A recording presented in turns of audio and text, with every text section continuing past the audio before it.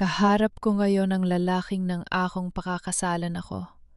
Ang lalaking nagbalik daw para ibigay ang paningin ng paborito kong estudyante. Pero kasabay ng muling pagbabalik ni Nathaniel ay ang paglabas ng isang dokumento o 8 taon ang nakabaon sa dilim. Isang pirasong papel na naglalaman ng katotohanang sumira sa aking mundo. Dr. Nathaniel Yap, lumabas ng operating room, 15 minuto bago dineklarang patay ang pasyente. 8 taon ko siyang kinamuhian. 8 taon kong binuhat ang mabigat na pasanin ng pagkawala ng aking bunsong kapatid na si Carlo, habang pinaniniwalaan kong ginawa ni Nathaniel ang lahat sa loob ng malamig na silid operasyong iyon upang iligtas ang kanyang buhay. Ngunit ngayon, ang katotohanang nakasulat sa papel na hawak ko ay parang isang matalim na kutsil, yun na muling sumaksak sa aking sugatang puso. Hindi lang niya ako iniwan sa araw ng aking kasal. Iniwan niya rin ang aking kapatid sa gitna ng agaw buhay na sandali. Nakatayo kami sa gitna ng malawak at marang, yang lobby ng Medina Medical Center. Ang pamilyar na amoy ng antiseptiko at ang malamig na hangin ng ospital ay tila nagpapatigas sa aking mga tuhod. Hawak ko ang kulubot na papel, ang aking mga daliri ay nanginginig sa pinaghalong galit at panghihina. Sa tabi ko nakatayo si Leo, ang paborito kong estudyante sa musika. Isang 10 taong gulang na batang bulag na walang kaalam-alam sa dumarating na bagyo. Nakahawak ang maliit at nanginginig niyang kamay sa aking saya. Naghahanap ng katiyakan sa gitna ng katahimikang biglang bumabalot sa paligid. Korason, bulong ni Nathaniel. Ang kanyang boses ay mababa, may dalang pamilyar na tuno na minsang naging kanlungan ng aking puso. Ngunit na yon ay nagdulot lamang ng matinding sakit. Narito ako para kay Leo. Nanghako ako sa'yo. Nanghako ako na gagawin ko ang lahat para makakita muli ang bata. Tinitigan ko siya ng diretsyo sa kanyang mga mata. Ang mga matang dati kong pinagkatiwalaan ng aking buong buhay at kinabukasan. Nangako ka? Bahagyang nanginig ang aking boses, ngunit pinilit kong manatiling matatag sa harap ng mga nurse, doktor, at mga pasyenteng nagsisimula ng magbulungan sa pasilyo. Nangako ka rin kay Carlo, Nathaniel. Nangako ka na ililigtas mo siya. Pero ano ito? Itinaas ko ang papel na naglalaman ng roring ulat. Bakit mo siya iniwan sa operating table? Hindi sumagot si Nathaniel. Yumuko lang siya. Ang kanyang mga balikat ay tila bumigay sa bigat ng isang lihim na hindi ko maunawaan. Ang pananahimik niyang ito ang pinakamasakit na kumpirmasyon. Hindi niya itinanggi ang nakasulat. Hindi niya dinepensahan ang kanyang sarili. Umalis ka rito! Isang baritono at makapangyarihang boses ang biglang bumasag sa nagbabagang tensyon. Ang aking ama, si Dr. Tomas Medina, ang iginagalang na direktor at tagapagtatag ng ospital na ito, ay naglalakad patungo sa amin kasama ang 2 armadong gwardya. Ang kanyang mukha ay mapula sa galit. Ang kanyang tindig ay puno ng otoridad na nagpatahimik sa lahat ng mga bulong-bulungan. Ang aming pamilya ay kilala sa buong komunidad, at ang iskandalong ito ay isang malaking dagok sa aming hiya o danggal. Tomas, bulong ni Nathaniel, ngunit agad siyang pinutol ng aking ama. Huwag mo akong matawag-tawag sa pangalan ko, salot! 8 taon kitang hinaya ang tumakas ng walang kaso, at ngayon ay babalik ka rito para dungisan ang pangalan ng aking ospital at ng aking pamilya? Sigaw ng aking ama. Ang kanyang boses ay umalingaw-ngaw sa dingding ng lobby. Guardia, kalad ka rin ang lalaking ito palabas. Kanselahin ang lahat ng iskedyul ng operasyon niya ngayon din. Nang makita kong lumapit ang mga guardia upang hawakan si Nathaniel, naramdaman ko ang biglang paghigpit ng hawak ni Leo sa aking kamay. Teacher Corazon, nanginginig na bulong ng bata. Ang kanyang mga mata na walang paningin ay tila naghahanap ng liwanag. Ano pong nangyayari? Hindi na po ba ako makakakita? Natatakot po ako. Ang boses ni Leo ang nagpabalik sa aking wisyo. Ang aking emosyon ay nag-aalab sa galit kay Nathaniel. Ngunit ang aking tungkuli, bilang guro at ang pagmamahal ko sa batang ito ay mas matimbang kaysa sa aking personal na paghihigani. Humakbang ako sa harap ni Nathaniel, hinarap ang aking sariling ama sa harap ng lahat. "Sandali lang, Papa," mariin kong sabi. "Corazon, ano ba ang ginagawa mo?" Kunot noong tanong ng aking ama, ang kanyang mga mata ay naniningkit sa hindi paniniwala. "Pinoprotektahan mo ba ang taong pumatay sa kapatid mo?" "Hindi ko siya pinoprotektahan, Papa." Sagot ko ng malakas at malinaw. Pinatitigas ko ang aking loob upang hindi maiyak sa harap ng marami. Pero si Leo ay dinala rito para sa kanyang operasyon. Ang pondo ay mula sa isang lihim na donor at si Nathaniel lamang ang tanging espesyalista na pumayag na magsagawa ng ganitong komplikadong operasyon nang walang hininging bayad. Kung palalayasin mo siya ngayon, paano ang paningin ng bata? Maraming ibang doktor sa ospital na ito na may pangalan, Corazon. Tugon ng aking ama. Pilit na pinapanatili ang kanyang otoridad. Pero walang sinuman sa kanila ang may kakayahan o lakas ng loob na humawak sa kaso ni Leo, maliban sa kanya. "Alam mo yan, Papa?" Sagot ko. Tumingin ako kay Nathaniel, pagkatapos ay kay Leo na ngayon ay umiiyak na sa takot. Ang galit ko sa kanya dahil kay Carlo ay hindi kailanman maglalaho. Ngunit hindi ko hahayaang maging biktima ang isang walang malay na bata dahil sa aming nakaraan. Huminga ng malalim ang aking ama. Ang kanyang mukha ay nagbago, naging isang malamig at kalkuladong ekspresyon na bihirang ipakita ng isang mapagmahal na magulang. Lumapit siya sa akin. Bumulong sa aking tainga ngunit sapat ang lakas upang marinig din ni Nathaniel na nakatayo sa aking likuran. "Kung ipagpapatuloy mo ito, Corazon, huwag mong asahan na magagamit ninyo ang pangunahing operating room ng ospital na ito. Walang kagamitan, walang suporta mula sa aking mga nurse ang ibibigay ko sa taong yan. At kung may mangyaring masama sa batang yan sa ilalim ng kanyang mga kamay, sisiguraduhin kong sa kulungan ang tuloy niya." Tinalikuran kami ng aking ama ng walang pag-aalinlangan. Iniwan kaming nakatayo sa gitna ng malamig na labi. Ang kanyang mga hakbang ay mabibigat, nag-iiwan ng isang tahimik ngunit mapanganib na babala. Matapos naming maiayos si Leo sa kanyang silid sa tulong ng isang nurse na lihim na nakikiramay sa amin, pumasok ako sa aking maliit na opisina sa loob ng kagawaran ng musika ng ospital. Isinara ko ang pinto at sumandal doon habang dahan-dahang pumapatak ang aking mga luha.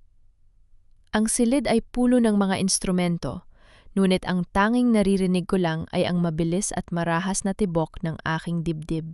Inilapag ko ang roaring dokumento sa ibabaw ng aking lamesa, sa ilalim ng malamlam na liwanag ng desk lamp. Ito ay isang kopya ng logbook ng operating room mula noong araw na mamatay ang aking kapatid na si Carlo.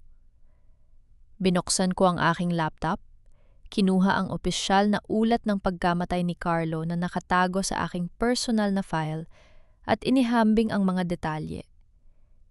Dito nagsimula ang aking pagtataka. Ayon sa roaring dokumento, lumabas si Nathaniel sa operating room noong 10:14 ng umaga. Ngunit ayon sa opisyal na ulat na nilagdaan ng aking ama, ang oras ng pagkamatay ni Carlo ay eksaktong 10:31 ng umaga. 17 minuto.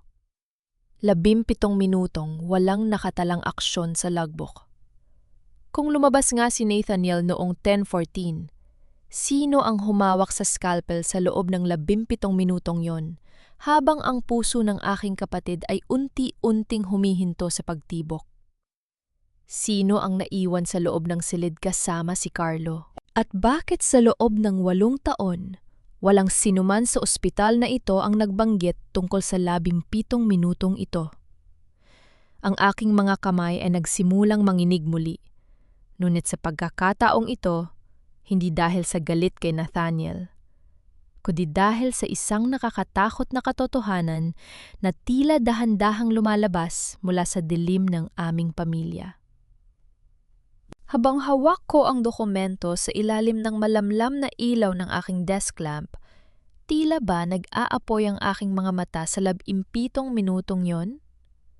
17 minutong may nawawalang piraso ng katotohanan. Upang mahanap ang sagot, kailangan kong harapin ang lalaking nagdala ng dilim sa aking buhay sa loob ng 8 taon. Lumabas ako ng opisina at tinungo ang silid pahingahan ng mga doktor. Doon, natagpuan ko si Nathaniel na nakaupo sa isang lumang silya, nakatitig sa kawalan habang hawak ang isang baso ng lumamig na kape. Baka sa kanyang mukha ang matinding pagod, hindi lamang dahil sa muling pagbubukas ng sugat ng nakaraan, kundi dahil na rin sa kawalan ng suporta ng ospital para sa paparating na operasyon ni Leo. Sino ang nasa loob ng operating room nang umalis ka? Direktang tanong ko, walang pasubali. Lagulat siya. Ngunit mabilis niyang naibalik ang kanyang malamig na ekspresyon. Korason, pakiusap. Huwag mo nang ungkatin ang nakaraan. Para rin ito sa ikabubuti mo. Mababa ang kanyang boses. Puno ng pag-aalala na tila ba may pinoprotektahan siya. Maniwala ka na lang sa papa mo at huwag mo nang guluhin ang sarili mo. Maniwala sa papa ko? Bahagya akong napatawa. Isang mapait na tawa na puno ng sakit. Nathaniel, inaakusahan ka ng buong ospital ng buong bansa ngayon dahil sa roaring dokumento. Pero sinasabi mo sa aking maniwala ako sa papa ko? Bakit mo tinatanggap ang sisi kung may iba pang nangyari sa loob ng silid na yon? Hindi siya sumagot. Tumayo siya, tinalikuran ako at lumabas ng silid. Ang kanyang pananahimik ay hindi na parang pag-amin ng kasalanan. Ito ay parang isang pader na itinayo upang itago ang isang bagay na mas malaki kaysa sa kanyang sariling reputasyon. Habang pabalik ako sa aking departamente, narinig ko ang mga bulong sa pasilyo. Ang tsismis ay mabilis na kumalat. Ngunit mas nabahala ako nang dumaan ako sa tapat ng archive room ng ospital. Nakita ko ang personal na katulong ng aking ama na may hawak na malalaking kadena at kandado. Siguraduhin ninyong selyado ang lahat ng dokumento mula 8 taon na ang nakakaraan. Utos ng katulong sa mga gwardya. Ito ang mahigpit na utos ni Dr. Tomas Medina. Walang sinuman kahit sino ang pwedeng puntusan o humawak sa mga lumang surgical logs ng Operating Room 3. Napatigil ako sa likod ng isang poste. Ang aking puso ay mabilis na tumitibok. Bakit kailangang ipandado ang mga dokumento ngayon kung wala silang itinatago? Ang mabilis na pagkilos ng aking ama upang pagtakpan ang nakaraan ay lalong nagpatibay sa aking hinala. May malaking lihim na nakatago sa likod ng 17 minutong yon. Bago ako magpatuloy sa aking pag-iimbestiga, sandali akong umuwi sa aming lumang bahay upang kumuha ng ilang gamit. Pumasok ako sa silid ni Carlo na nananatiling walang bago mula nang pumanaw siya. Binuksan ko ang kanyang lumang drawer at hinawakan ang kanyang school badge, maliit, kulubot at may bahid pa ng tuyong putik mula sa huli niyang laro sa palaruan. Carlo! Bulong ko habang pinipigilan ng aking mga luha. Ipinangako ko sa iyo na hahanapin ko ang katarungan. Hindi ko hahayaang gamitan ng kahit sino ang pagkamatay mo para pagtakpan ng isang maruming kasinungalingan, kahit sino pa sila. Ang pangakong ito ang nagbigay sa akin ng lakas upang magpatuloy. Naalala ko si Ate Helen, ang nurse na kasama sa operasyon ni Carlo noong araw na yon. Alam kong nagretiro na siya at nakatira sa isang maliit na barangay sa labas ng bayan. Agad akong sumakay ng jeepney patungo sa kanyahem. Natagpuan ko si Ate Helen na nagdidilig ng mga halaman sa harap ng kanyang maliit na bahay. Nang makita niya ako, nanlaki ang kanyang mga mata sa takot. Binitawan niya ang hawak na hose at akmang papasok sa loob ng kanyang bahay. Ate Helen, pakiusap! Sigaw ko habang hinahabol siya. Kailangan kong malaman ang totoo. Sino ang pumasok sa silid operasyon matapos lumabas si Nathaniel? Nanginginig ang buong katawan ni Ate Helen habang nakaharap sa akin. Corazon, anak, maawa ka sa sarili mo. Huwag mo nang alamin. Bulong niya habang lumuluha ang kanyang mga mata. Kapag ginalaban mo ang taong yon, mawawalan ka ng lahat. Mas makapangyarihan siya kaysa sa iniisip mo. Sino ang taong yon, Ate Helen? Sabihin mo sa akin. Pagmamakaawa ko, hawak ang kanyang nanginginig na mga kamay. Sa kanyang takot at pagmamadaling makapasok sa bahay, nadulas ang kanyang dila. Mabuti pa nga ang ginawa ni Nathaniel. Pumunta siya sa delivery room sa ikalawang palapag noong sandaling yon dahil may emergency. Bago pa man mangyari, napatigil si Ate Helen. Napagtanto ang kanyang sinabi. Mabilis niyang binawi ang kanyang mga kamay at pumasok sa loob. Huwag mo na akong tanungin. Umalis ka na, Corazon. Baka may makakita sa iyo rito.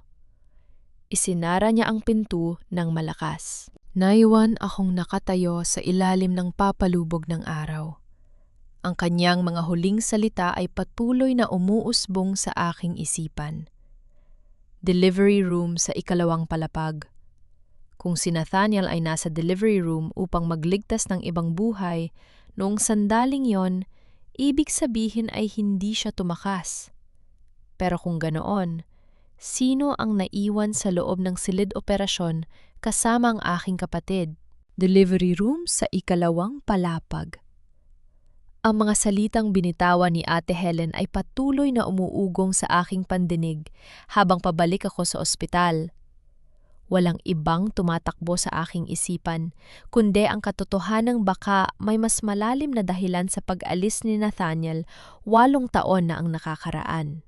Upang mapatunayan ito, kailangan kong makapasok sa lumang archive ng kagawaran ng panganganak. Dahil ako ang anak ng direktor, kahit paano ay may kaunti akong impluwensya sa mga tauhan sa imbakan. Ginamit ko ang aking staff keycard upang makapasok sa madilim at maalikabok na storage room kung saan nakatago ang mga lumang papel na dokumento ng mga pasyente. Pagkatapos ng halos 1 oras na paghahanap sa ilalim ng liwanag ng aking cellphone, nahanap ko rin ang logbook ng delivery room mula sa taong yon. Hinanap ko ang eksaktong petsa ng pagkamatay ng aking kapatid na si Carlo. At dun, nakita ko ang isang pangalan, Maria Santos. Nakasulat sa ulat na dinala siya sa ospital dahil sa isang critical na kaso ng uterine rupture o pagkasira ng matres. Ang oras ng emergency ay nakatala ng 10:12 ng umaga. Sa tapat ng pangalan ng siruhano, may nakasulat na nagmamadaling pirma, Dr. Nathaniel Yap. Napatakip ako sa aking bibig upang pigilan ang aking pagsigaw. Ayon sa roaring ulat ng operasyon ni Carlo, lumabas si Nathaniel sa Operating Room 3 noong 10:14 ng umaga, 2 minuto lamang matapos mairehistro ang emergency sa delivery room. Tugmang-tugma ang oras. Hindi siya tumakas dahil sa takot o kawalan ng dambana sa kanyang tungkulin. Umalis siya dahil may 2 buhay na nangangailangan ng agarang tulong sa kabilang palapag. Kinuha ko ang address ni Maria Santos na nakasulat sa lumang record at agad na nagtungo sa isang maliit na barangay sa labas ng lungsod. Sinabi ng mga kapitbahay na madalas siyang matatagpuan sa maliit na simbahan ng parokya tuwing hapon upang magpasalamat. Pagpasok ko sa loob ng simbahan, ang malamig at tahimik na simoy ng hangin ay sumalubong sa akin. Sa harap ng altar ng mahal na Birhen, nakita ko ang isang babaeng nasa huling bahagi ng kanyang 30 taon. Katabi niya ang isang 8 taong gulang na batang lalaki na masa yung naglalaro sa kanyang tabi. Lumapit ako ng dahan-dahan. "Kayo po ba si Aling Maria Santos?" Tanong ko sa mahinang boses upang hindi maisturbo ang katahimikan ng banal na lugar. Lumingon si Ha sa akin. May bakas ng pagtataka sa kanyang mga mata. Opo, ako nga po. Sino po sila? Ipinakilala ko ang aking sarili at tinanong ko siya tungkol sa araw na ipinanganak niya ang kanyang anak 8 taon na ang nakakaraan sa Medina Medical Center. Sa pagbanggit ko pa lang sa pangalan ng ospital, biglang nagliwanag ang kanyang muka. Ang kanyang mga mata ay napuno ng luha ng pasasalamat. Ang anak ko pong si Gabriel, sabi niya habang hinahawakan ang ulo ng bata. Himala po na nabuhay kaming dalawa nung araw na yon.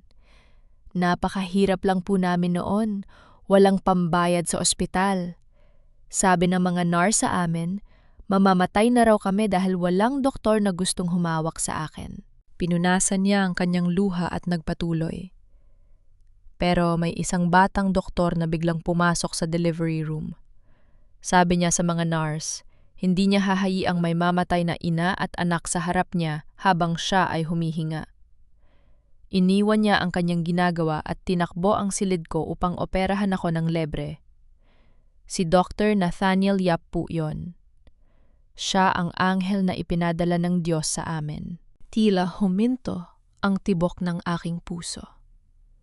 Ang bawat salita ni Aling Maria ay parang isang malakas na sampal sa aking muka. Iniwan niya ang kanyang ginagawa? Opo, sagot ni Aling Maria. Narinig ko pang may nagagalit sa kanya sa labas ng pinto. Sinasabing may importante siyang operasyon sa kabilang gusali. Pero ang sagot niya, may ibang doktor doon na pwedeng tumapos. Ngunit dito, walang ibang titingin sa mag-ina.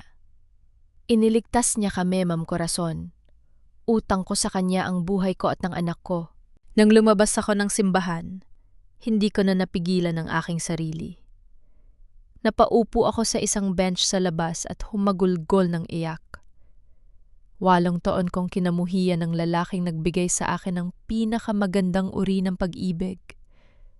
8 taon ko siyang tinawag na mamatay tao at walang puso, habang tahimik niyang binubuhat ang krus ng kahihiyan upang magligtas ng 2 buhay na walang pambayad. Ngunit sa gitna ng aking pagsisisi, isang mas madilim na tanong ang biglang pumasok sa aking isipan. Kung si Nathaniel ay nasa delivery room upang iligtas si Maria Santos at ang kanyang anak, sino ang doktor na pumasok sa operating room 3 upang magpatuloy sa operasyon ng aking kapatid na si Carlo? Sino ang naiwan sa loob sa 17 minutong yon bago pumanaw si Carlo? At bakit hinayaan ng taong yun na si Nathaniel ang umako ng lahat ng sisi? Masakit aminin. Ngunit ang buong 8 taon ng aking buhay ay itinayo ko sa ibabaw ng isang malaking kasinungalingan. Pagkatapos kong malaman ang katotohanan mula kay Ate Helen at mapatunayan na si Nathaniel ay nasa delivery room sa ikalawang palapag upang magligtas ng ibang buhay nung araw na mamatay si Carlo, tila gumuho ang mundo ko. Ang galit na naging sandigan ko sa loob ng halos 1 dekada ay biglang natunaw.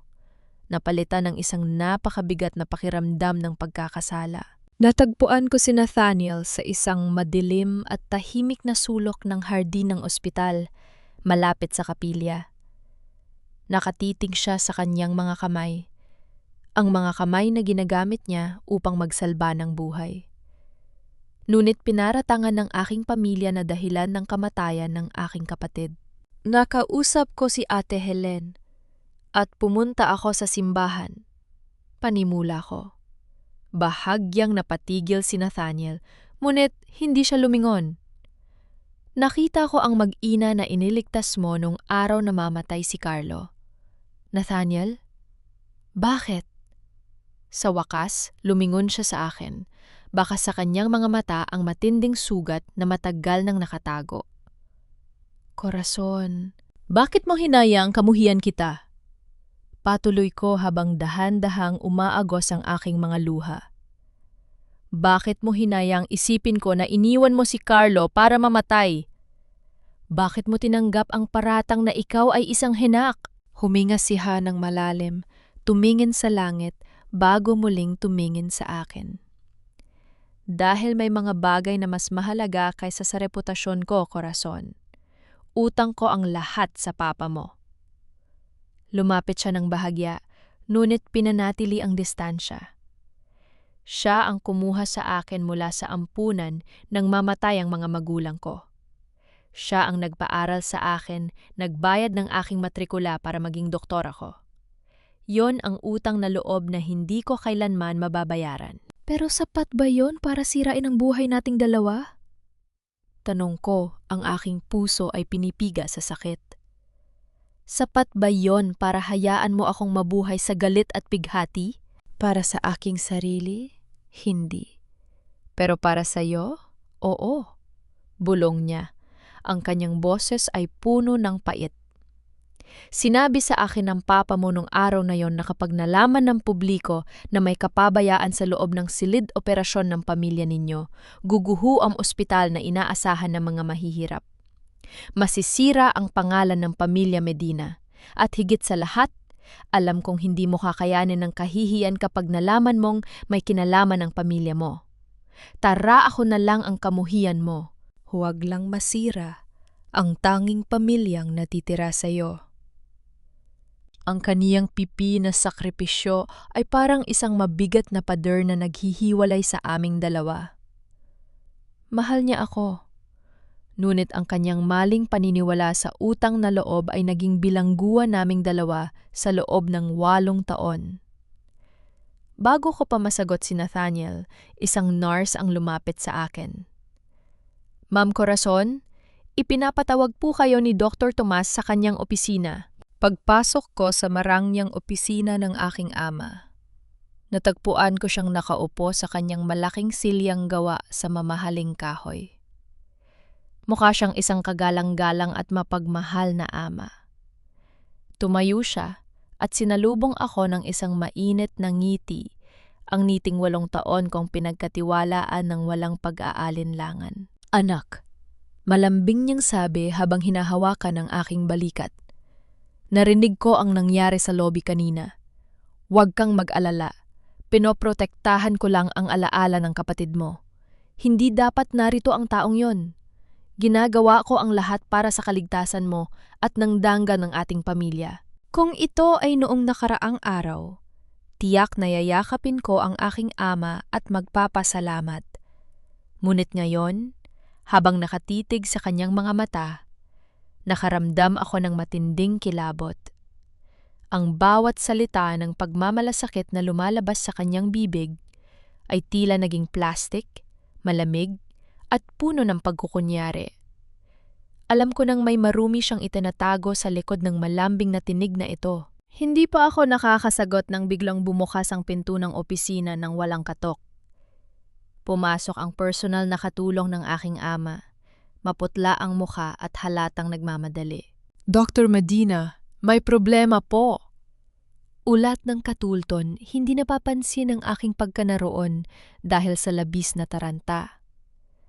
Ang pondo para sa libreng operasyon ng batang si Leo ay biglang binawi ng Board of Directors at may napaulat din pong aberya sa mga makina ng Operating Room 3. Kailangan po nating kanselahin ang operasyon bukas. Tumingin ako sa aking ama. Nakita ko ang isang mabilis, halos hindi mapapansing ngiti na sumilay sa kanyang mga labi bago ito muling napalitan ng kunwaring pag-aalala. Aba, mukhang hindi talaga itinadhana na mairaos ang operasyong yan. Malungkot na sabi ng aking ama. Ngunit ang kanyang mga mata ay nagniningning sa lihim na tagumpay. Sabihin mo kay Dr. Yap na wala siyang magagawa rito kundi ang umalis. Napaatras ako. Ang aking puso ay napuno ng takot at matinding galit. Sinasadya nilang isabotahe ang paningin ng isang bata para lamang mapalaya si Nathaniel at mapanatiling nakabaon ang kanilang maruming lihim. 8 operating room ang meron ng ospital na ito, ngunit walang bakanteng silid para sa inyo. Ang malamig na pahayag ng opisyal ng administrasyon ay tila isang hatol ng kamatayan para sa paningin ni Leo. Buong hapon naming sinubukan ni Nathaniel na maghanap ng ibang silid operasyon sa loob ng ospital. Ngunit bawat pinto ay nanatiling nakasara. Bawat doktor, nurse at kawani na aming nilapitan ay umiiwas sa aming mga mata. Pasensya na po, Ma'am Corazon, pero may mahigpit na utos ang direktor. Bulong ng isa sa kanila bago mabilis na lumayo sa amin. Si Nathaniel. Kahit pagod na pagod, ay hinawakan ng aking balikat upang pakalmahin ako. Huwag kang mag-alala, Corazon. Gagawin natin ang lahat para kay Leo. Kung kailangang ilipat natin siya sa ibang ospital, gagawin ko. Ngunit, alam kong hindi ganun kadali yon. Ang presyon sa mata ni Leo ay hindi matatag. Ang anumang pagkaantala o paglipat sa kanya ay maaaring magdulot ng permanenteng pagkabulag.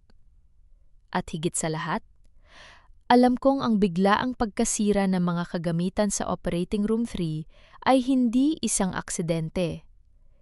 Ito ay isang sinadyang hakbang ng aking ama upang palayasin si Nathaniel at pigilan ang pagbubunyag ng katotohanan. Nang sumapit ang hating gabi, naging tahimik at madilim ang buong ospital. Alam ko ang aking ama ay dumalo sa isang malaking pagtitipon ng mga direktor ng ospital sa labas ng bayan at hindi babalik hanggang bukas ng umaga. Ito na ang tanging pagkakataon ko. Bilang anak ng direktor, mayroon akong ekstrang susi sa kanyang silid tanggapan na ginagamit ko tuwing may kailangan akong kunin para sa departamento ng musika. Dahan-dahan kong binuksan ang pinto ng opisina ng aking ama. Ang amoy ng mamahaling kahoy at lumang papel ay sumalubong sa akin. Pakiramdam ko ay isa akong magnanakaw sa loob ng sarili kong tahanan. Ngunit ang katarungan para kay Carlo at ang kaligtasan ni Leo ay mas mahalaga kaysa sa aking takot. Dumiretso ako sa malaking kabinet ng mga dokumento sa likod ng kanyang lamesa. Nakakubli ito at may sariling kandado. Naalala ko na madalas itabi ng aking ama ang ekstrang susi sa loob ng isang porselanang plorera sa kanyang estante. Nang mahanap ko ang susi, agad kong binuksan ang kabinet. Hinalugog ko ang mga lumang folder hanggang sa mahanap ko ang isang ulat na may markang "Kumpidensyal, 8 taon na ang nakakaraan."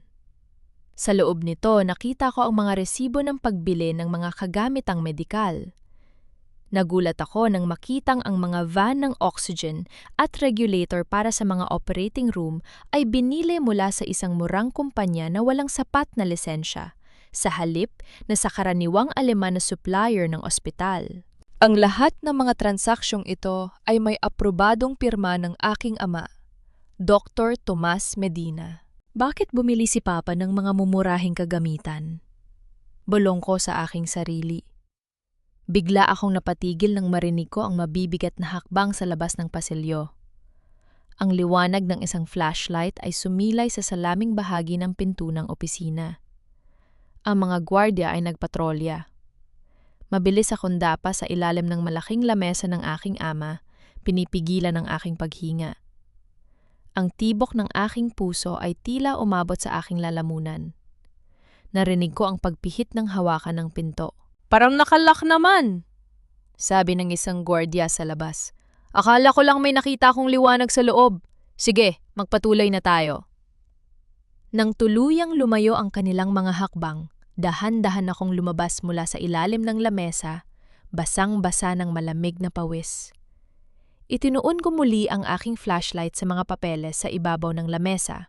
Sa ilalim ng mga resibo ng murang van ng oxygen, may isang nakatagong ulat ng insidente na hindi kailanman isinumite sa kagawaran ng kalusugan o sa mga awtoridad. Ito ay may petsang kapareho ng araw ng operasyon ni Carlo. Nakasulat sa ulat, "Oxygen valve failure sa Operating Room 3 noong 10:15 ng umaga." At sa ibaba ng ulat, may nakalakip na dokumento ng siruhano na pumasok sa silid upang magpatuloy matapos lumabas si Nathaniel noong 10:14. May nakasulat na pahintulot na huwag nang iulat ang pagkasira ng van ng oxygen upang hindi madungisan ang pangalan ng ospital, kasabay ng pirma ng doktor na humawak sa aking kapatid sa huling 17 minutong yon, Dr. Tomas Medina. Gumuho ang aking mundo. Ang aking ama ang pumasok sa silid operasyon matapos lumabas si Nathaniel. Siya ang nakakita sa pagkasira ng van ng oxygen na siya mismo ang bumili upang makatipid ng pera. At upang pagtakpan ang kanyang sariling kapabayaan na naging sanhi ng kamatayan ng kanyang sariling anak, isinisi niya ang lahat kay Nathaniel. Papa, ikaw ang pumatay sa kanya. Hawak ko ang aking hininga habang nakatitig sa mga dokumentong nakakalat sa aking lamesa. Ang bawat piraso ng papel ay tila mga piraso ng isang puzzle na unti-unting nabubuo sa aking isipan. Ngunit ang larawang ipinapakita nito ay isang walang katapusang bangungot. 8 taon na ang nakakaraan. Ang aming ospital ay nasa bingit ng pagbagsak dahil sa matinding utang. At sa parehong taon, biglang nakabangon ang aking ama, si Dr. Tomas Medina. Ginamit niya ang mga mumurahing kagamitang medical upang makatipid ng milyon-milyong piso habang ibinubulsa ang natitirang pondo ng ospital upang bayaran ang kanyang mga personal na utang. Nang mamatay si Carlo, ang buong bansa ay nakiramay sa amin. Ngunit walang sinuman ang nagduda sa tunay na dahilan. Ang lahat ng sagot ay nasa 17 minutong yon. Upang makuha ang huling kumpirmasyon, hindi ko pwedeng maghintay hanggang umaga. Sumakay ako ng taxi patungo sa bahay ni Ate Helen habang ang langit ay nagsisimula pa lamang magkulay abo sa madaling araw. Halos sirain ko ang kanyang pintuan sa lakas ng aking katok. Nang buksan niya ang pinto, nakita niya ang aking muka na basang-basa ng luha at ang mga dokumentong hawak ko. Hindi ko na siya hinaya ang magsalita. Pumasok ako sa loob at inilapag ang mga papeles sa kanyang lamesa. Ate Helen, wag! Muna akong pagsabihan na umalis! Ang aking boses ay gumuho sa matinding sakit. Dahil alam ko na ang lahat. Ang aking ama, si Dr. Tomas Medina, siya ang pumasok sa operating room 3 nang lumabas si Nathaniel. Siya ang pumatay kay Carlo, hindi ba? Siya ang naroon! Nanigas si Ate Helen sa kanyang kinatatayuan. Tiningnan niya ang mga ulat ng pananalapi at ang internal na ulat ng pagkasira ng van ng oxygen na may pirma ng aking ama. Biglang nanghina ang kanyang mga tuhod at dahan-dahan siyang napaupo sa sahig, umiiyak nang nanginginig ang buong katawan. Patawarin mo ako, Corazon! Patawarin mo kami! Hagulgol niya, ang kanyang mga kamay ay nakatakip sa kanyang muka sa tindi ng kahihiyan at takot. Wala kaming magagawa noon. Napakamakapangyarihan ng papa mo. Kung magsalita ako, sisiguraduhin niyang hindi na ako makakapagtrabaho bilang nurse kahit kailan, at ipapakulong niya ang pamilya ko. Sabihin mo sa akin ang totoo, Ate Helen. Sigaw ko habang lumuluhod din sa kanyang tapat. Hinahawakan ang kanyang mga balikat. Anong nangyari sa loob ng labim? 7 minutong yon. Sa pagitan ng kanyang mga hikbi, isinalaysay ni Ate Helen ang pinakamaitim na katotohanan ng aming pamilya. Nung araw na yon, nang tumakbo si Nathaniel sa delivery room upang iligtas ang nag-aagaw buhay na mag-ina, pumasok si Dr. Tomas Medina sa operating room 3 upang pansamantalang humawak sa operasyon ni Carlo. Biglang tumunog ang alarm ng makina. Kwento ni Ate Helen habang nanginginig. Ang presyon ng oxygen ay mabilis na bumababa. Nakita ko na na-stuck ang van ng oxygen. Ito ang murang van na personal na inaprubahan ng papa mo para makatipid. Sinabihan ko si Dr. Tomas na kailangan nating ilipat agad si Carlo sa operating room 2 o tumawag ng emergency maintenance. Pero napatigil ang papa mo. Nanlaki ang aking mga mata habang nakikinig. Bakit? Bakit hindi niya ginawa? Dahil alam niya. Bulong ni Ate Helen sa takot. Alam niya na kapag nagkaroon ng malaking investigasyon sa pagkabigo ng makina, malalaman ng lahat na peke at substandard ang mga kagamitang binili niya. Malalaman ng Board of Directors at ng gobyerno na ibinulsa niya ang pondo. Masisira ang kanyang reputasyon, ang ospital, at ang kanyang buong buhay. Kaya tumayo lang siya doon. Tiningnan niya si Carlo na unti-unting nauubusan ng hangin. 17 minuto siyang hindi kumilos. Hinaya niyang mamatay ang sarili niyang anak upang isalba ang kanyang sarili. Ang bawat salita ay parang isang mabigat na hampas na tulu yang dumurog sa aking kaluluwa. Ang aking sariling ama ay mas pinili ang kanyang karangalan at pera kaysa sa buhay ng aking kapatid. Pagkatapos pumanaw ni Carlo, pagpapatuloy ni Ate Helen. Sinabi sa akin ng papa mo na sabihin sa lahat na si Nathaniel ang nagpabaya. Ginamit niya ang utang na loob ni Nathaniel sa kanya upang takutin ito. Sabi niya kay Nathaniel, kapag hindi ito umako ng sisi, ipapakulong niya ito at sasabihin sa'yo na si Nathaniel ang pumatay sa kapatid mo. Ngunit, kung aakuin ni Nathaniel ang kasalanan at aalis ng bansa, mananatiling buo ang pamilya Medina at nangako ang papa mo na gagamit ang ospital upang operahan ng libre ang mga mahihirap na bata. Kaya pumayag si Nathaniel upang protektahan ka mula sa katotohanang ang sarili mong ama ang pumatay sa kapatid mo.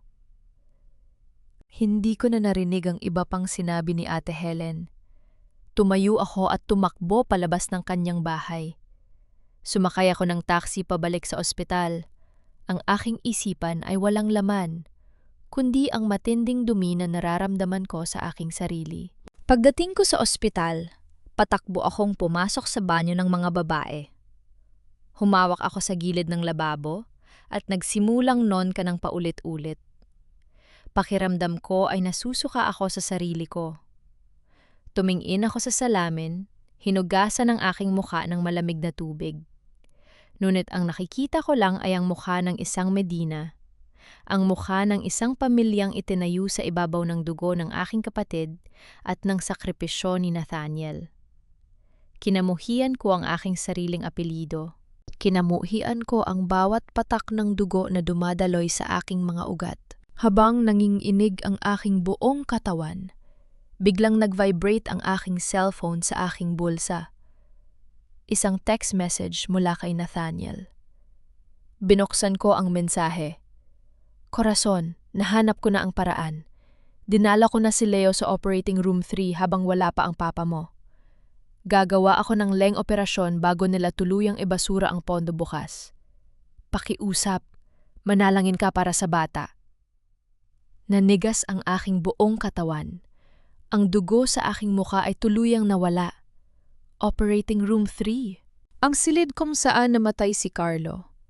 At ang mas nakakatakot na katotohanan, ang van ng oxygen sa silid na yon ay hindi kailanman pinalitan ng bago pagkatapos ng insidente, kundi tinapalan lamang ng luma at murang piyesa upang makatipid muli ang aking ama. Nathaniel, wag! Sigaw ko sa loob ng banyo habang mabilis na tumatakbo palabas patungo sa elevator. Wag ang silid na yon! Tumakbo ako sa pasilyo ng ospital na parang hinahabol ng sarili kong kamatayan. Ang bawat tibok ng aking puso ay tila isang malakas na tambol na nagpapabilis sa aking mga hakbang. Kailangan kong makarating sa operating room 3 upang patigilin si Nathaniel. Ngunit nang dumaan ako sa tapat ng opisina ng aking ama, nakita kong nakabukas ng bahagya ang pinto nito. Doon, sa ilalim ng maliwanag na ilaw, nakatayo ang aking ama, si Dr. Tomas Medina. May hawak siyang telepono at galit na nagbibigay ng utos. Ilok ang elevator patungong 3 palapag. Huwag ninyong hayang makalabas si Dr. Yap. Sigaw niya sa telepono. Ang galit at takot sa kanyang boses ang nagpatunay sa akin na alam na niya ang lihim na operasyon ni Nathaniel kay Leo. Hindi na ako nag-isip pa. Tinulak ko ng malakas ang pinto ng kanyang opisina. Ang pinto ay humampas sa dingding na lumika ng isang malakas na tunog na pumutol sa kanyang sinasabi. Ibinagsak ko sa kanyang malaking lamesang gawa sa mamahaling kahoy ang makapal na folder na naglalaman ng mga resibo ng peking van ng oxygen, ang ulat ng insidente mula 8 taon na ang nakakaraan, at ang orihinal na ulat ng pagkamatay ni Carlo. "Papa, ihinto mo ito!" Ang aking boses ay gumuho, ngunit may kasamang matinding puot. "Alam ko na ang lahat!" Ibinaba ng aking ama ang telepono. Tiningnan niya ang mga papeles sa kanyang lamesa, pagkatapos ay tumingin siya sa akin. Sa loob ng ilang segundo, nakita ko ang mabilis na pagdaan ng takot sa kanyang mga mata. Ngunit mabilis din itong napalitan ng kanyang pamilyar na malamig at mapagmataas na tingin. "Corazon, ano ang ibig sabihin ng kawalan ng galang na ito?" Sabi niya, pilit na pinapanatili ang kanyang mahinahong boses. "At bakit mo pinapakialaman ang mga kumpidensyal na dokumento ng ospital?" "Kumpidensyal?" Napatawa ako ng mapait, habang ang mga luha ay patuloy na umaagos sa aking pisngi. "O mga katibayan ng panpatay mo kay Carlo? 17 minuto, Papa! 17 minuto kang nakatayo sa loob ng operating room 3 habang namamatay ang sarili mong anak dahil sa peke at siram van ng oxygen na ikaw ang bumili para makatipid ng pera. At pagkatapos, pinilit mo si Nathaniel na umako ng sisi." Natahimik ang buong opisina. Ang tanging naririnig ko lang ay ang aking sariling mabigat na paghinga. Ang aking ama ay dahan-dahang lumapit sa kanyang lamesa. Hinawakan niya ang gilid nito, at sa unang pagkakataon nakita ko ang pagkawala ng kanyang maskara ng pagiging isang mabuting ama. Ang kanyang muka ay naging madilim at puno ng galit. "Oo, ginawa ko yun!" Sigaw niya, ang kanyang boses ay nanginginig sa nagbabagang galit. "At sa tingin mo ba ay ginawa ko yon para sa aking sarili lang? Ginawa ko yon para sa ospital na ito. Para sa pamilya natin. Para sa iyo, Corazon." "Para sa akin?" Sigaw ko pabalik, hindi na inintindi kung sino ang makakarinig sa labas. "Hinayaan mong mamatay ang kapatid ko para sa akin?" Kung nalaman ng Board of Directors at ng gobyerno na substandard ang mga kagamitang binili ko upang isalba ang ospital mula sa pagkabangkarot, ipapasara ang Medina Medical Center. Pagpapaliwanag niya, ang kanyang mga mata ay nagnaningning sa galit. "Makukulong ako. Mawawalan kayo ng tirahan, ng kinabukasan. Masisira ang pangalan ng pamilya Medina na binuo ko sa loob ng 3 dekada. Ang hiya o danggal na iningatan ko ay mawawala sa isang saglit lang. Isang bata lang si Carlo, ngunit ang ospital na ito ay nagliligtas ng libu-libong buhay araw-araw. Ano ang halaga ng isang buhay kung ihahambing sa kinabukasan ng buong pamilya natin?" Kinamuhian ko ang bawat salitang lumalabas sa kanyang bibig. Ang kanyang baluktot na lohika na isakripisyo ang sarili niyang anak para sa danggal at pera ay nagpakita kung gaano siya naging halimaw. "Papa, isusumbong kita sa mga pulis." Malamig at matatag kong sabi. Pinunasan ko ang aking mga luha. "Ipapahayag ko sa lahat ang katotohanan." Tumawa ng mapait at may halong pangungutya ang aking ama. "Sino ang maniniwala sa iyo, Corazon? Isang simpleng guro sa musika laban sa akin? At isipin mo ang mangyayari sa iyo kapag nalaman ng buong mundo na ang papa mo ay isang kriminal. Mawawalan ka ng trabaho, kamumuhian ka ng mga tao, at magiging miserable ang buhay mo." Lumapit siya sa telpono at muli itong hinawakan. At hit sa lahat, si Nathaniel. Tinitigan niya ako ng kanyang malamig at walang pusong mga mata. "Kung lalabas ka sa pintong yan upang magsumbong, na yun din ay tatawag ako sa security at engineering. Ipapapatay ko ang buong linya ng kuryente at oxygen sa operating room 3. Sasabihin ko sa pulisya na si Dr. Nathaniel Yap ay nagsasagawa ng ilegal na operasyon sa isang bata ng walang pahintulot, at dahil sa kanyang kapabayaan namatay ang pasyente. Napatigil ang aking paghinga. Papa, wag! May bata sa loob! Si Leo ay walang kasalanan! Piliin mo, korason. Bulong ng aking ama. Ang kanyang boses ay tila isang ahas na bumubulong sa aking tainga. Ang dangal ng pamilya mo at ang kaligtasan ng ospital na ito, o ang buhay ng batang bulag na yon at ang kalayaan ni Nathaniel. Kapag humakbang ka palabas ng opisina ko para magsumbong, sisiguraduhin kong si Nathaniel ang papatayin ko sa harap ng batas bilang isang mamatay tao sa ikalawang pagkakataon. Naiwan akong nakatayo sa gitna ng opisina, nanginginig at hindi makagalaw. Ang lalaking itinuring kong bayani at ama sa buong buhay ko ay tuluyan ng naglaho. Sa kanyang harapan, isang halimaw ang nakatitig sa aking mga mata, handang pumatay ng isa pang bata upang maprotektahan lamang ang kanyang sariling kasinungalingan. Narinig ko ang lagotok ng kandado mula sa labas ng pinto. Ikinulong ako ng aking sariling ama sa maliit na silid pahingahan ng mga doktor sa tabi ng kanyang opisina. Alam kong ginawa niya ito upang pigilan ako sa pagsasalita habang inihahanda niya ang pagsasabota sa operasyon ni Leo sa Operating Room 3 upang mapalaya si Nathaniel. Mag-isa ako sa dilim. Naririnig ang mahihinang ingay mula sa labas ng pasilyo.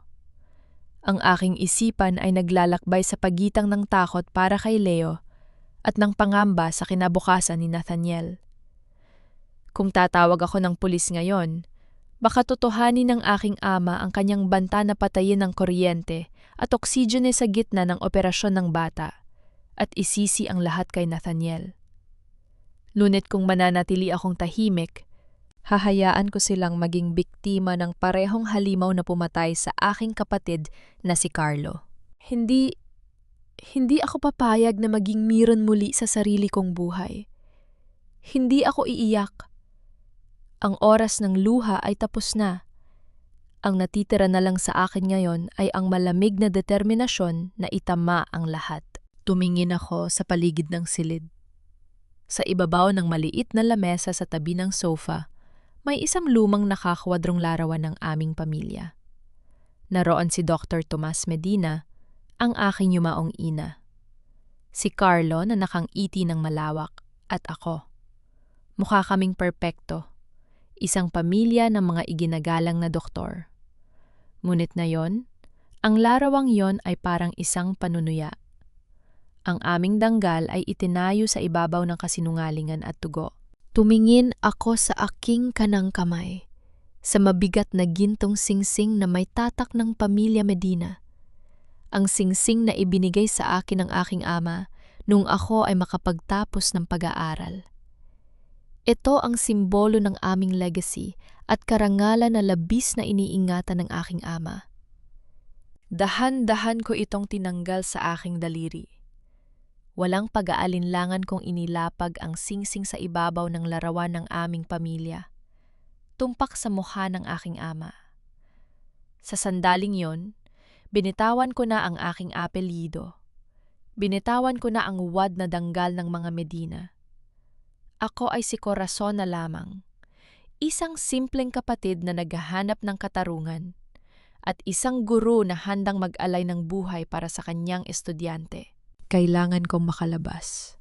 Tumingin ako sa glass panel ng pinto at nakita ko ang anino ng gwardiya na nakabantay sa labas.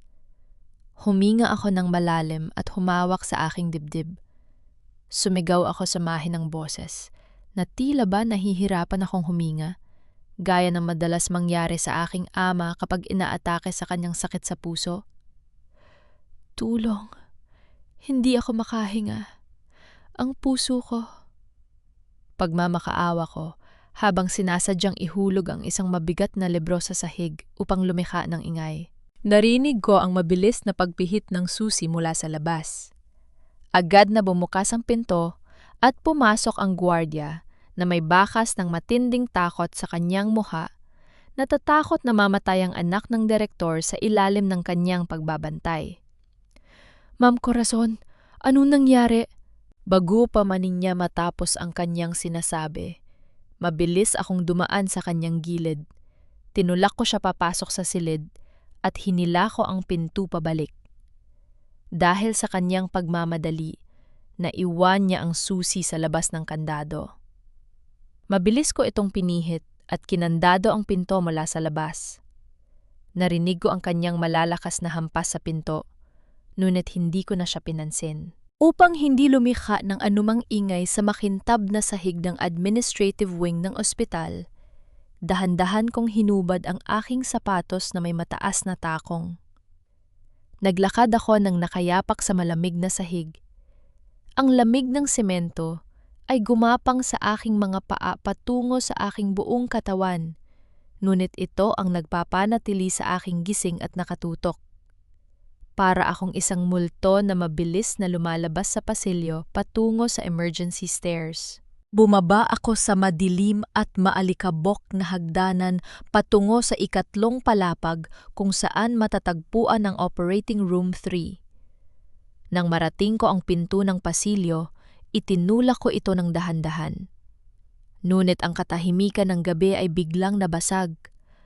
Mula sa dulo ng pasilyo, ang pulang ilaw sa ibabaw ng Operating Room 3 ay mabilis na kumukurap-kurap. Kasabay nito ang tunog ng alarm ng makina, agmahabang tunog na nagbabala na ang presyon ng makina ng oxygen ay dahan-dahang bumababa. Nagsimula na ang pagsasabotahe ng aking ama. Ang buhay ni Leo at Nathaniel ay unti-unti nang nauubusan ng oras.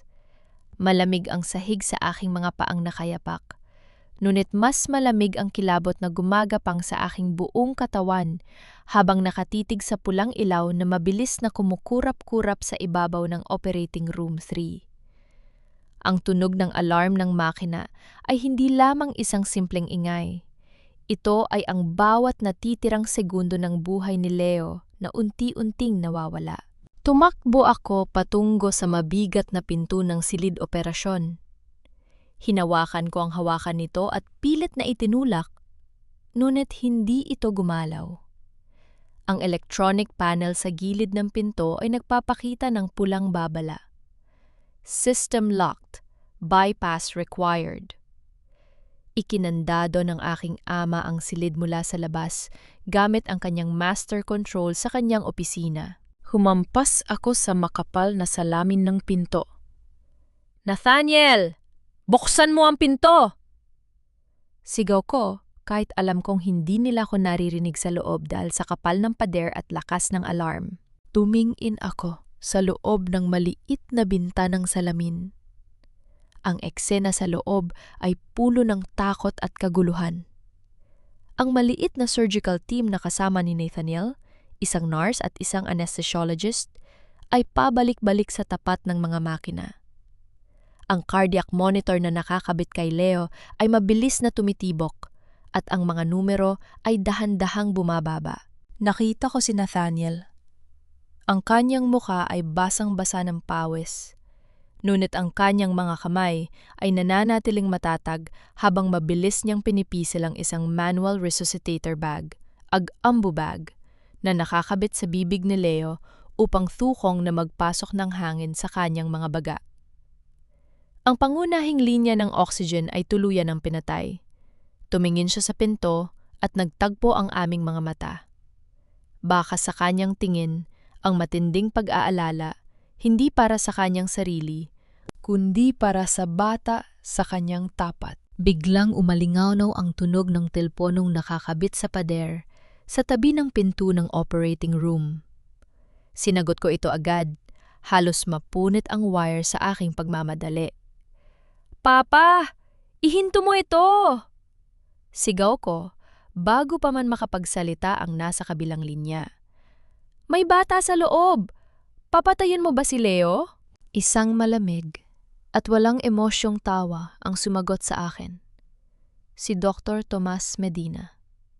"Hindi ako ang papatay sa kanya, Corazon." Malamig na sabi ng aking ama. "Sila ang pumasok dyan ng walang pahintulot. Sila ang nagsasagawa ng illegal na operasyon sa loob ng aking ospital gamit ang mga kagamitang alam nilang may problema. Sa oras na bumigay ang huling hininga ng batang yan, bubuksan ko ang pinto kasama ang mga pulis at mga mamamahayag. Dr. Nathaniel Yap ay makukulong dahil sa pagpatay. Halimaw ka! Sigaw ko, ang aking buong katawan ay nanginginig sa galit. Carlo died because of you, Papa! At ngayon, handa kang pumatay ng isa pang bata para lamang maprotektahan ang maruming pangalan mo? Piliin mo, korason. Patuloy ng aking ama. Tila hindi apektado ng aking mga salita. Sabihan mo si Nathaniel na ihinto ang operasyon. Buksan ang pinto mula sa loob at pirmahan ang pag-amin na kinuha niya ang mga sirang kagamitan ng walang pahintulot ng ospital. Gawin ninyo yon at ibabalik ko ang linya ng kuryente at oxygen. Mayroon kayong 5 minuto bago tuluyang huminto ang puso ng bata. Hindi ako papayag sa maruming laro mo, Papa. Ang aking tinig ay hindi nagaling sa isang takot na anak, kundi sa isang babaeng nahanap na ang kanyang tunay na lakas. Hindi mo na kami mapapatahimik muli. Ibinaba ng aking ama ang telepono ng malakas. Ang galit sa aking puso ay hindi naluha. Ito ay naging isang nag-aapoy na lakas. Hindi ako makikipag-ayos sa isang halimaw. Hindi ko hahayiang manalo ang kasinungalingan. Humarap ako sa pasilyo. Pinipilit na mag-isip ng mabilis sa gitna ng takot. Lumaki ako sa ospital na ito at alam ko ang estruktura nito. Sa bawat pangunahing gusali ng ospital, merong isang manual emergency oxygen bypass valve box. Isang pulang kahon na ginagamit lamang tuwing may sunog o matinding sakuna upang tukong nabuksan ang linya ng hangin patungo sa mga silid operasyon. Tumakbo ako sa pasilyo, sinusuri ang bawat dingding habang ang aking mga paang nakayapak ay dumidikit sa malamig na semento. Pagkatapos ng ilang segundong tila walang katapusan, natagpuan ko ito. Isang pulang metal na kahon na nakabaon sa pader, may nakasulat na Emergency Oxygen Control or Block 3. Lumapit ako upang buksan ito, ngunit napatigil ako nang makita ang aking harapan. Ang pintong salamin ng pulang kahon ay binalot ng isang makapal na rehas na bakal. Hindi lamang ito nakalak, binalot ito ng isang makapal na kadena at may nakakabit na malaking kandado. Walang susi sa paligid. Inalis ng aking ama ang lahat ng paraan upang mabuksan ito ng madali. Tumingin ako sa likod, sa bintanang salamin ng Operating Room 3. Sa loob ng silid, ang cardiac monitor ni Leo ay nagpapakita na ng mapanganib na mababang tibok ng puso. Mula sa dating 80, ito ay nasa 55 na lamang. 52. 50, dahan-dahang humihinto. Si Nathaniel ay patuloy na nagbobomba ng hangin gamit ang kanyang nanginginig na mga kamay, nakatitig sa akin sa labas na tila ba humihingi ng tulong. Ang kanyang mga mata ay puno ng pagmamakaawa. Nakatayo ako sa harap ng nakakandadong pulang kahon. Ang aking mga kamay ay walang laban sa matitigas na bakal na kadena. Ang huling hininga ni Leo ay unti-unti nang nawawala sa likod ng mga bakal na ito. Wala nang oras para mag-isip. Wala nang oras para matakot. Sa tapat ko, sa loob ng Operating Room 3, ang huling hininga ni Leo ay unti-unti nang nilalagutan ng hangin. Nakita ko sa monitor ang kanyang tibok ng puso na patuloy na bumabagsak. 45, 40, dahan-dahan nang lumalapit sa guhit ng kamatayan. Si Nathaniel ay patuloy na nagbobomba ng ambu bag, ngunit walang silbi ang pagbomba kung walang dumadaloy na oxygen sa tubo. Tumingin ako sa paligid ng pasilyo ng ospital. Sa gilid ng pader, nakasabit ang isang pulang silindro ng patay sunog o fire extinguisher. Tumakbo ako patungo rito, hinawakan ng mabigat na hawakan, at hinila ito palabas ng kanyang lalagyan. Sa sandaling yon, ang takot ay napalitan ng isang kakaibang lakas. Ang mabigat na silindro ay tila walang bigat sa aking mga kamay, na binuhat ng matinding adrenaline. Tumakbo ako pabalik sa pulang emergency box na nakakandado ng makapal na kadina ng bakal. Ibinuwelo ko ang aking buong katawan at inihampas ang silindro sa makapal na salamin ng kahon. Isang malakas na tunog ng nabasag na salamin ang umalingaw-ngaw sa buong pasilyo. Ang mga piraso ng salamin ay sumabog. Ang ilan ay tumama sa aking mga paang nakayapak at sa aking mukha. Ngunit hindi ko ito naramdaman. Mulay kong ibinuwelo ang silindro at inihampas ito ng buong lakas sa malaking kandado.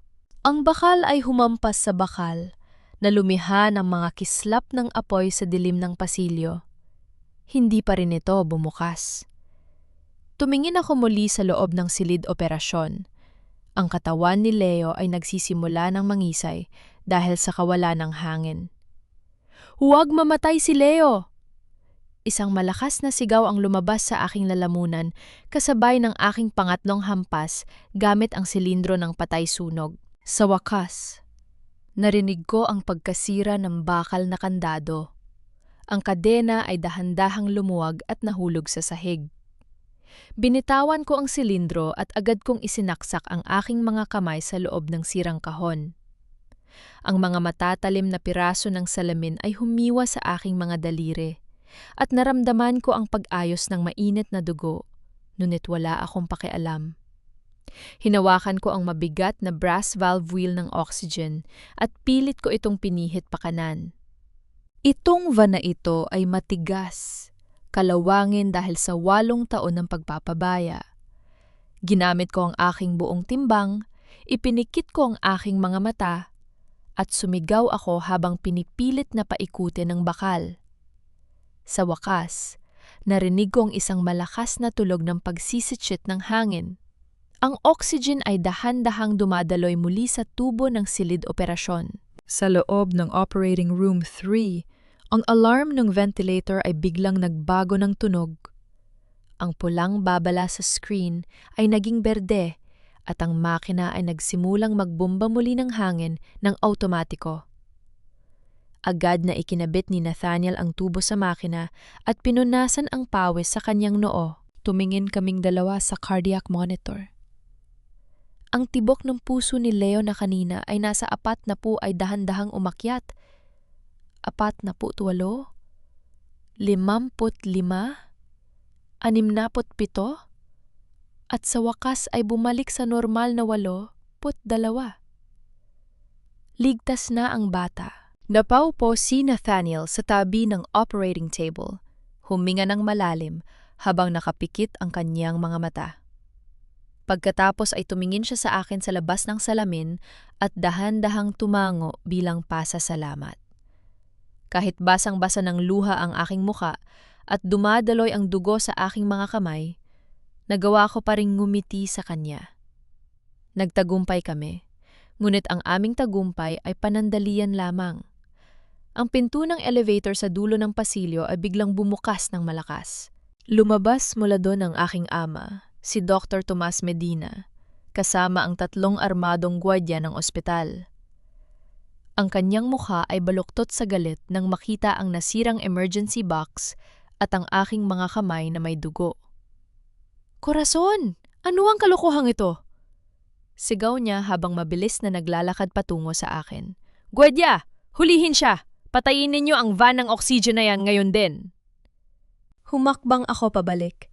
Hinarap ko sila habang ginagamit ko ang aking sariling katawan upang harangan ang emergency box. Inilabas ko ang aking cellphone mula sa aking bulsa. Bukas na ang opisyal na live broadcasting application ng Medical Association ng Pilipinas, kung saan libu-libong doktor, nurse at mga mamamahayag ang aktibo sa komunidad. Pinihit ko ang live button. "Huwag kayong lalapit!" Sigaw ko sa mga gwardiya habang itinataas ko ang aking cellphone na nagsisimula ng mag-live stream.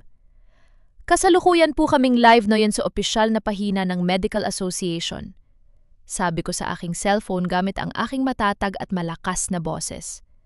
"Para sa lahat ng nanonood sa buong Pilipinas, Mga doktor, nurse, pulis at mga mamamahayag, makinig po kayo sa aking sasabihin. Napatigil ang aking ama. Ang mga gwardya ay napatigil din. Natatakot na makita ang kanilang mga mukha sa live broadcast na mabilis na dumarami ang mga nanonood. Korason, ibaba mo ang tilpunong yan ngayon din! Galit na bulong ng aking ama, pilit na pinapanatili ang kanyang boses, ngunit bakas sa kanyang mukha ang matinding takot. Nababaliw ka na ba? Masisira ang ospital na ito dahil sa ginagawa mo. Hindi ako nababaliw, Papa. Ngayon lang ako nagising mula sa 8 taon ng panaginip. Sagot ko habang ipinapakita ko sa camera ang aking mga kamay na may dugo, ang sirang kandado ng emergency box, at ang makapal na folder na aking kinuha mula sa kanyang opisina. Ang lalaking ito, tinuro ko ang aking ama sa camera. Si Dr. Tomas Medina. Ang direktor ng ospital na ito ay kasalukuyang sinasabotahe ang operasyon ng isang bulag na bata upang isisi ang lahat kay Dr. Nathaniel Yap. 8 taon na ang nakakaraan, ang kapatid kong si Carlo ay namatay sa silid na ito dahil sa peke at substandard na van ng oxygen na personal na binili ng aking ama upang ibulsa ang pondo ng ospital. Hinaya niyang mamatay ang sarili niyang anak sa loob ng 7 minuto upang hindi mabulgar ang kanyang korupsyon. At ngayon, pinatay niya muli ang oxygen sa silid na ito upang isabotahe ang operasyon ni Leo. Sa pamamagitan ng ingay ng aming pagtatalo at dahil sa mabilis na paglaganap ng abiso ng livestream sa mga cellphone ng mga tauhan sa ospital, ang mga nurse, mga doktor at mga residenteng medical mula sa ibang palapag ay nagsimulang magtakbuhan patungo sa pasilyo ng Operating Room 3. Nakatayo sila sa dulo ng pasilyo. Gulat na gulat habang nakatingin sa aking ama at sa kanyang mga gwardya. Ang ilan sa kanila ay nakatingin na sa kanilang sariling mga cellphone, nagbabasa ng mga komento ng galit mula sa libu-libong tao na nanonood sa livestream. Ang danggal at reputasyon na iningatan ng aking ama sa loob ng 3 dekada ay unti-unti nang nadudurog sa harap ng kanyang sariling mga tauhan. Piking balita iyan!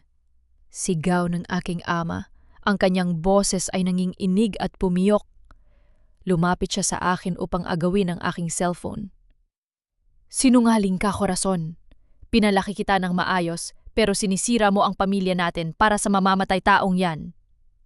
Ngunit bago pa man niya mahawakan ang aking telepono, biglang napatigil ang aking ama sa kanyang hakbang. Ang kanya niyang muka na kanina ay mapula sa galit ay biglang nawala ng kulay. Naging maputla at dahan-dahang nagkulay asul. Itinaas niya ang kanyang kaliwang kamay at hinawakan ng napakahigpit ang kanyang dibdib sa tapat ng kanyang puso.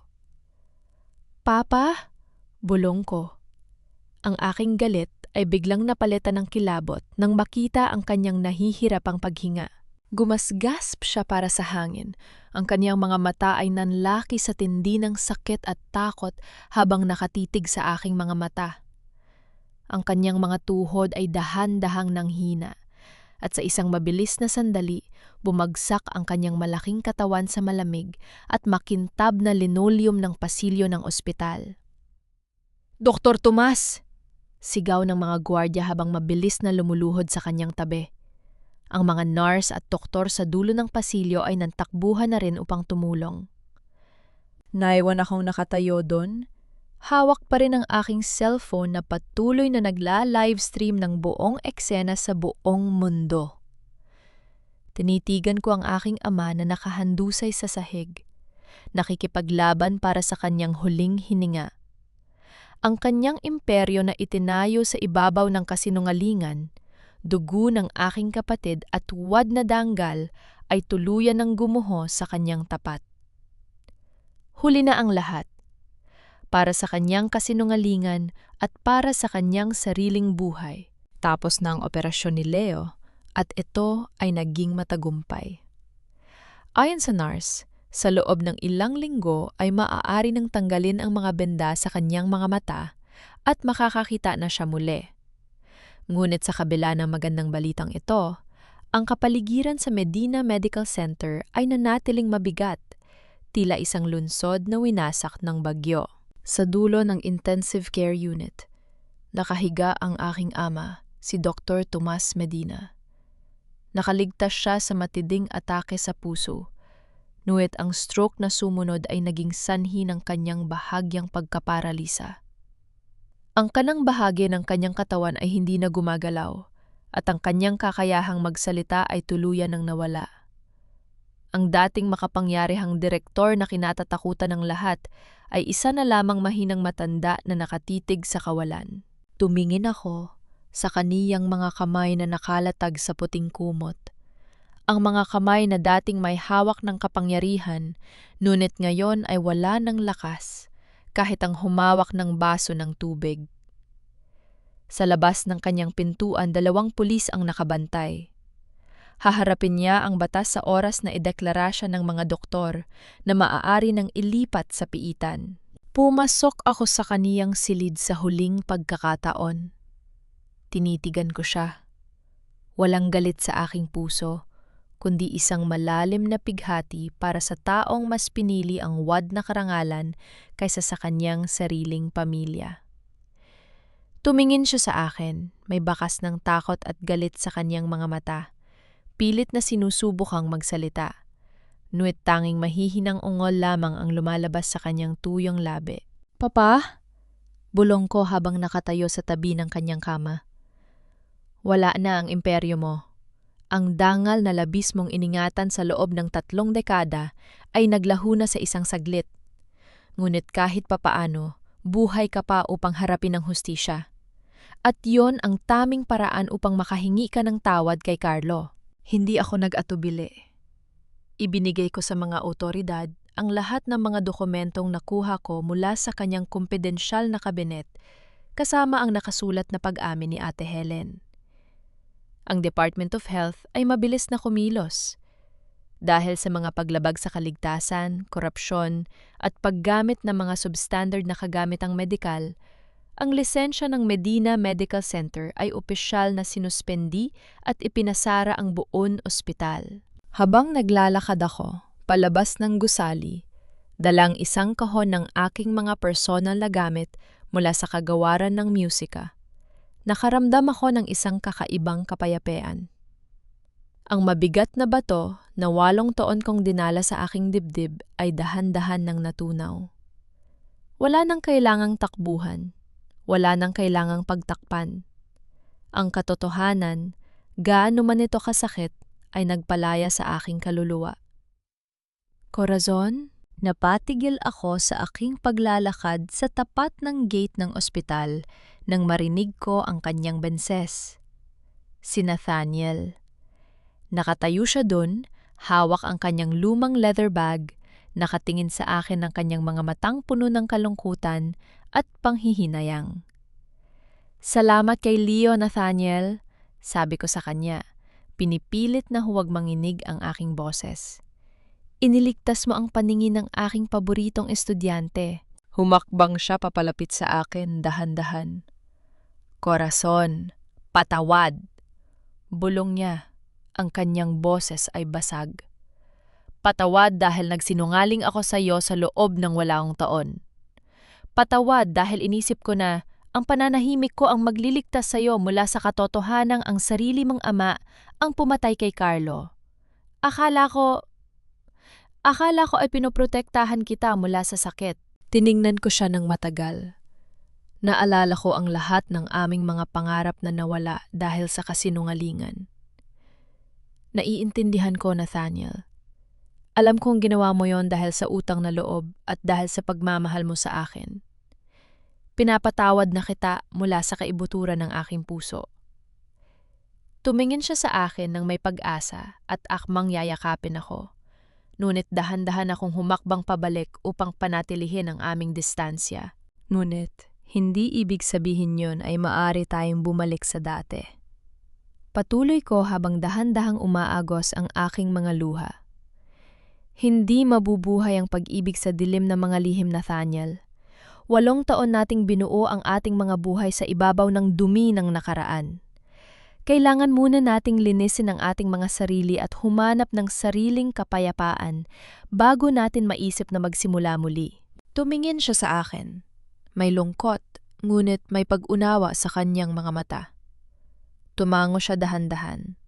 Alam kong tama ang aking naging desisyon. Maghihintay ako, korason, kahit gaano katagal. Ngumiti ako sa kanya ng bahagya.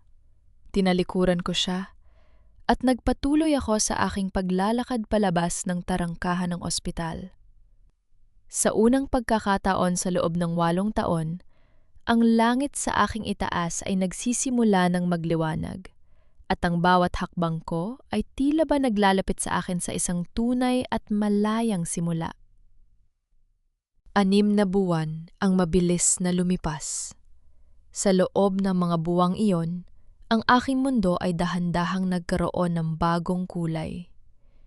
Hindi ko kailanman malilimutan ang araw ng tulu, yang tanggalin ng mga doktor ang mga benda sa mga mata ni Leo.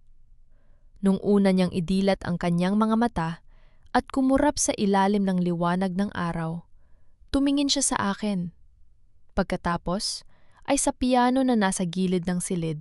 "Teacher Corazon," bulong niya habang nakangiti at may luha sa kanyang mga mata. "Ganyan pala ang itsura ng piano. Ganyan pala ang itsura ninyo. Napakaganda ninyo po." Ang marinarig ang mga salitang yon mula kay Leo ay ang pinakamagandang gantimpala na natanggap ko sa aking buhay.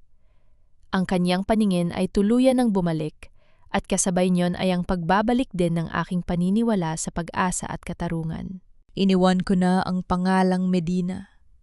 Binitawan ko ang April, idong nagdala ng labis na sakit at kasinungalingan sa aming buhay. Nauon, kilala na ako ng lahat bilang Teacher Corazon lamang. Nagtayo ako ng isang maliit na paaralan ng musika para sa mga batang may kapansanan at mahihirap sa aming komunidad. Ang silid-aralan ay simple lang, gawa sa kahoy at may malalaking bintana kung saan malayang pumapasok ang sikat ng araw at ang simoy ng hangin.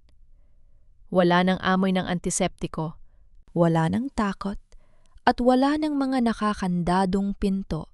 Ang aking ama ay nananatili sa isang pasilidad ng pamahalaan sa ilalim ng pagbabantay ng mga awtoridad habang nagpapatuloy ang kanyang pagpapagaling at ang imbestigasyon sa kanyang mga kaso. Binisita ko siya kamakailan at bagamat hindi pa rin siya makapagsalita, nakita ko sa kanyang mga mata ang pagtanggap sa kanyang tadhana. Sa wakas, ang aking kapatid na si Carlo ay maaari ng mamahinga ng may kapayapaan sa kabilang buhay. Isang hapon, habang nililinis ko ang mga teklado ng aking lumang piano matapos ang klase, isang anino ang dahan-dahan nang galing sa pintuan, humarang sa sikat ng araw. Lumingon ako at nakita ko si Nathaniel. Wala na sa kanyang mukha ang mabigat na pasanin ng nakaraan.